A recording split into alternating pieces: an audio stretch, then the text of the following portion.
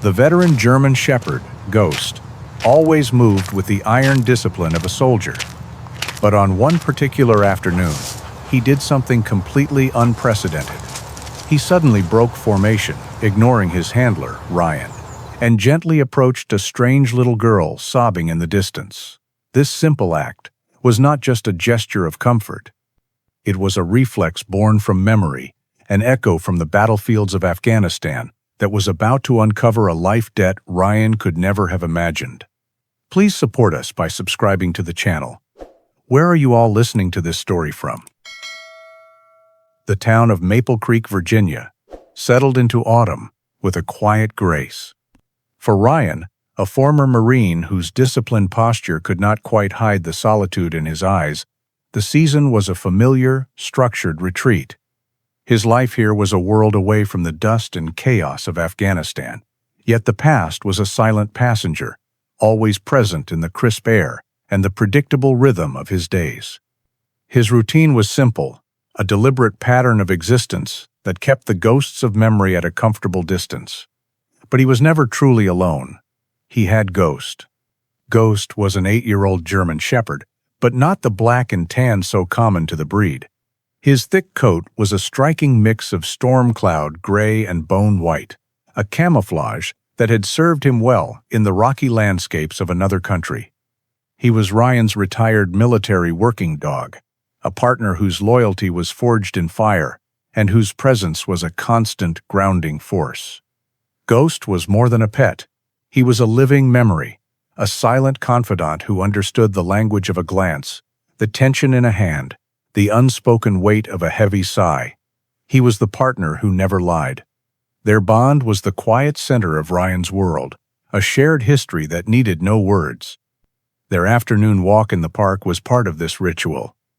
As the sun cast long shadows through the golden maple trees, a dissonant sound cut through the peace. It was not loud, but it was sharp, with the thoughtless cruelty of children.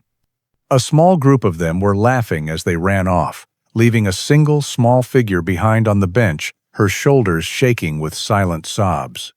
Ryan paused, a familiar weariness washing over him. Before he could decide on a course of action, Ghost made the decision for him.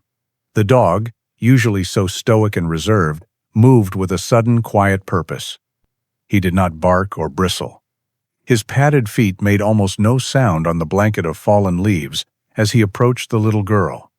He sat beside her, his posture calm and non-threatening, and after a moment he gently nudged her small, clenched hand with his wet nose.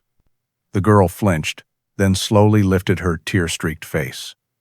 Seeing the big dog's soft, intelligent eyes, her fear seemed to melt away, replaced by a watery curiosity. The gesture, so tender and deliberate, forced Ryan to close the distance. As he approached, he saw the girl's father for the first time. He was the park's janitor, a man with a tired, weathered face who was silently raking leaves nearby, his shoulders slumped with a look of profound, heart-wrenching helplessness. The man, whose name tag read Tariq, hurried over, his expression a mixture of apology and concern. But Ghost did not back away. Instead, he leaned into the man's leg, letting out a soft whine of contentment, his tail giving a slow, deliberate wag. This was unusual. Ghost was polite with strangers but rarely offered affection so freely. Ryan watched as the dog seemed to adopt this broken little family on the spot, his steadfast presence a strange comfort. A flicker of something familiar in the janitor's sorrowful eyes sparked a question in Ryan's mind, a strange pull he could not yet understand or explain. That first encounter in the park was not the last. It became a coincidence that happened almost every day. Ryan would tell himself he was just following his usual route, but he knew something deeper was at play. It was Ghost who guided them, his internal clock seemingly synchronized with the end of Tariq's shift, his paws pulling insistently toward the familiar bench and the small girl who now waited for him. Ghost became Lena's steadfast friend, a silent, furry guardian against the world's unkindness. With the big gray dog by her side, the small, withdrawn girl began to find her voice again. Laughter, quiet at first, started to bubble up from her as she threw a stick for Ghost or buried her hands in his thick fur. Ryan watched from a slight distance, his heart aching with a complex mix of emotions. He saw the immense gratitude in Tariq's eyes whenever he looked at Ghost, but it was layered with a profound sorrow. It was the look of a father who was thankful for a moment of joy for his child, but painfully aware of his own inability to provide it, to protect her from the wounds of a new and unforgiving life. The janitor's quiet dignity and the weary lines on his face continued to stir something in Ryan's memory, a persistent echo he couldn't place. He knew that face, he was sure of it, but it was like seeing a familiar landmark through a thick fog. One particularly gray and chilly afternoon, the fog began to clear. Lena was having a difficult day, her brief moments of confidence seemingly erased. She sat huddled on the bench, refusing to play, her silence heavier than usual. Tariq knelt before her, his efforts to coax a smile from her failing. He spoke to her in soft English, his voice full of gentle pleading, but she only burrowed deeper into herself. In a moment of sheer desperation, reaching for a comfort from a different life, he leaned in and murmured something soft in a language that hit Ryan like a jolt of electricity. Pashto. It was a single phrase, spoken in a low tone meant only for his daughter. Pamor, Malgary. Watch, friend. The effect on Ghost was instantaneous and absolute. The dog, who had been dozing at Ryan's feet, snapped to attention. His head whipped around to face Tariq, his body went rigid, and his ears stood perfectly erect. It was not the playful curiosity of a pet. It was the immediate, conditioned response of a soldier hearing a command. He let out a single low bark of acknowledgement and sat perfectly still, his intelligent eyes locked on the man who had spoken. It was a movement Ryan had seen 1,000 times in the heat and dust. A specific reflex to a specific command from a specific voice. The world seemed to slow down for Ryan. The chilly Virginia air was suddenly thick with the heat of a Kandahar afternoon. The scent of fallen leaves was replaced by the smell of dust and cordite. That word, that specific command. Only one other person had ever used it with Ghost. Ryan's eyes darted from his perfectly disciplined dog to the janitor. The weary, careworn face of Tariq seemed to dissolve, and in its place, Ryan saw the younger, sharper features of the man who had been their lifeline. The sharp, intelligent eyes of their interpreter. The man who had run through enemy fire to deliver the warning that saved them all. Tango. The name escaped Ryan's lips, hoarse and full of disbelief. Tango? It hung in the cold air between them, a relic from another time and place. Tariq flinched as if struck, his eyes wide with shock. The name, his call sign, was a ghost he had buried long ago. He stared at the American, truly seeing him for the first time, looking past the quiet civilian to the soldier beneath. Recognition dawned in his own eyes, followed by a wave of complicated emotion. "Sergeant Ryan?" he whispered, his voice barely audible. In that single moment of shared memory, the worn-out janitor and the solitary veteran were gone, replaced by two men bound by a history of violence and sacrifice. The dam of Tariq's long-held silence broke. They sat on that cold park bench, while Lena, sensing the shift in the air, quietly stroked Ghost's head. Tariq spoke, his voice low and heavy with the weight of his journey. He told Ryan everything. He spoke of the desperate flight from his homeland as the world he knew collapsed, of the frantic scramble for safety for his wife and daughter. He described the years of waiting and the profound relief of finally receiving the special immigrant visa, a document that had felt like a golden ticket to a new life, a reward for his service. But the new life was not what he had imagined. He spoke of the crushing reality of their arrival in America.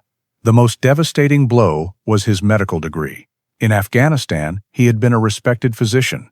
Here, the papers that declared his knowledge and skill were worthless, tangled in a web of bureaucracy he could not navigate. His savings dwindled, forcing him into manual labor to feed his family. He spoke of the isolation, the struggle with a new language, and the subtle but sharp stings of prejudice that left wounds no one could see. He wasn't complaining.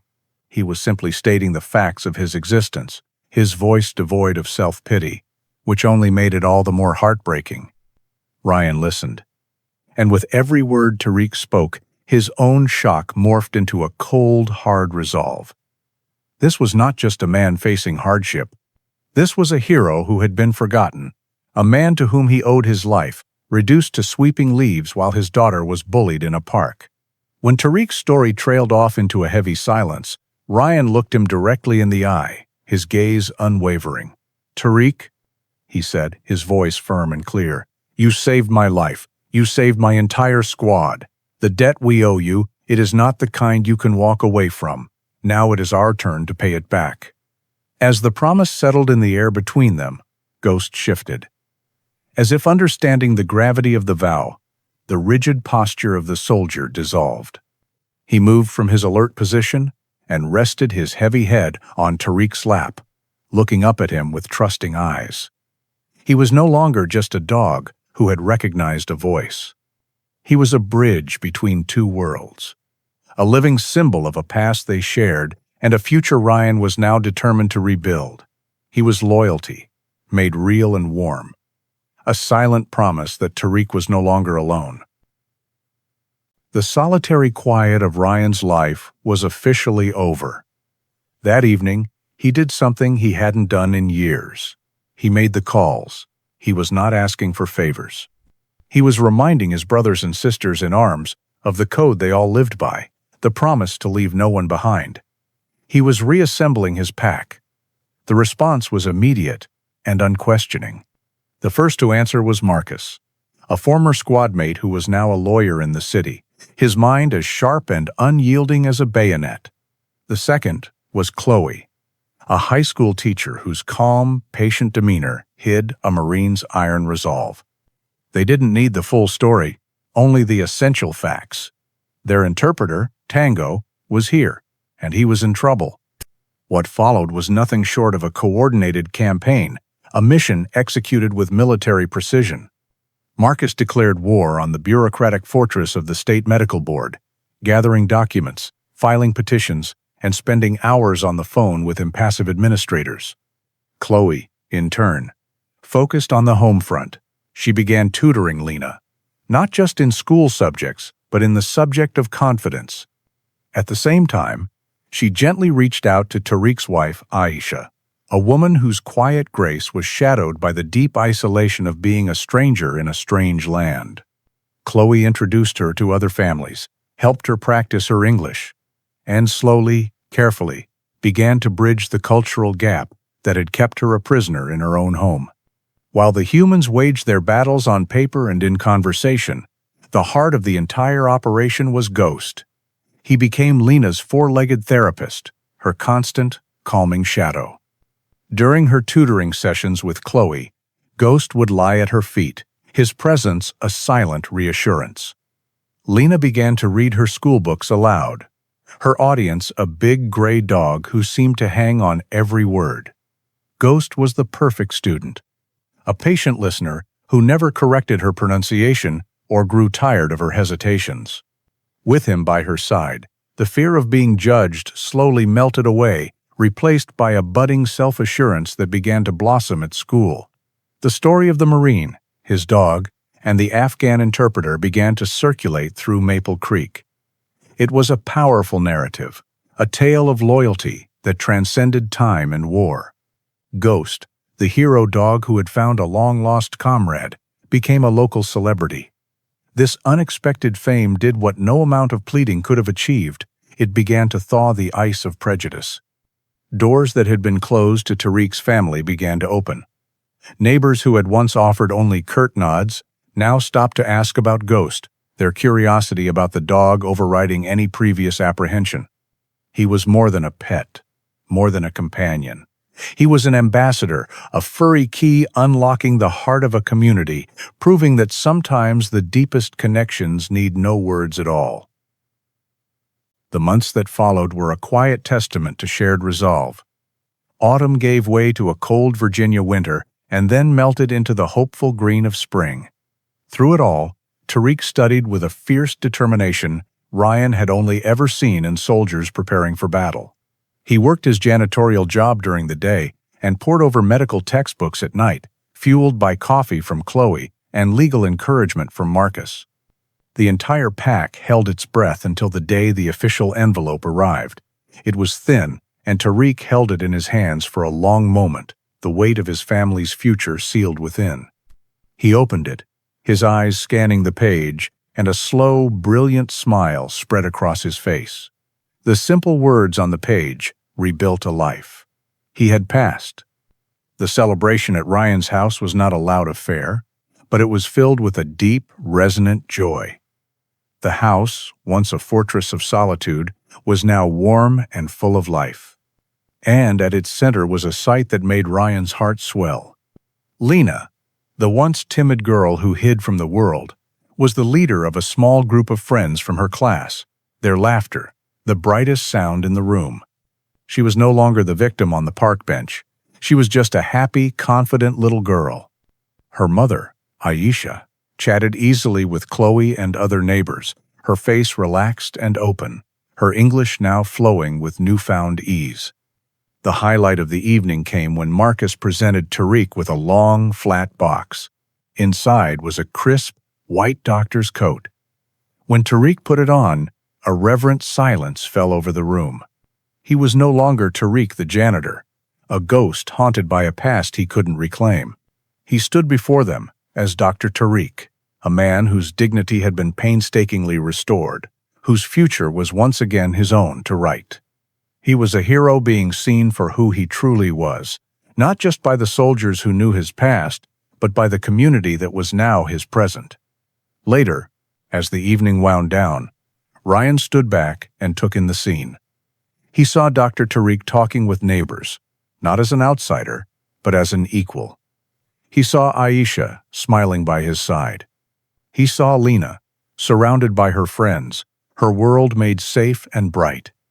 And at Tariq's feet, resting his heavy gray head on the doctor's knee, was Ghost. The big dog looked up at the man he had found, his tail giving a slow, contented thump against the floor. He had completed his mission. A profound sense of peace settled over Ryan, a quiet he had not felt since before the war. The debt was paid, but in repaying it, something more had been forged.